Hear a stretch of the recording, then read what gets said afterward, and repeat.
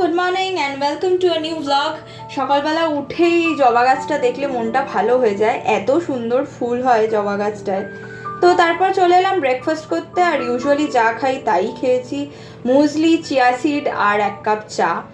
চাটা আজকে আমি ওই জবা গাছের সামনে বসে বসে আর কি এনজয় করেছি।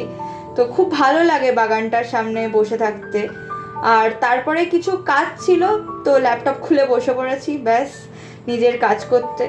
তারপরে লাঞ্চে ছিল ভাত আর পোস্ত, ঝিঙে আলু পোস্ত, তারপর ছিল ধোকার ডালনা আর আমার ফেভারিট চিকেন। ব্যাস দ্যাটস ইট। আর তার সাথে ছিল 1 বাটি টক দই। তো আজকে একটা চকলেটের অর্ডার ছিল, তো সেই চকলেটটা বানাচ্ছিলাম। আমার খুব ভাল লাগে এই কাজগুলো করতে। এবং রেজ বলে একটা ছোট্ট ক্লাউড কিচেন আছে। তো তারপরে বেরিয়ে পড়েছিলাম আজকে নাচের রিহার্সাল দিতে। এই কটন কুর্তি আর লেগিংসটা পরে গেছিলাম। তারপরে এখন বাড়ি ফেরার পথে একটুখানি তোমাদের সাথে শেয়ার করে নিলাম। রাত হয়ে গেছিলো অনেকটা, রিহার্সাল দিতে দিতে অনেকটাই দেরি হয়েছিল।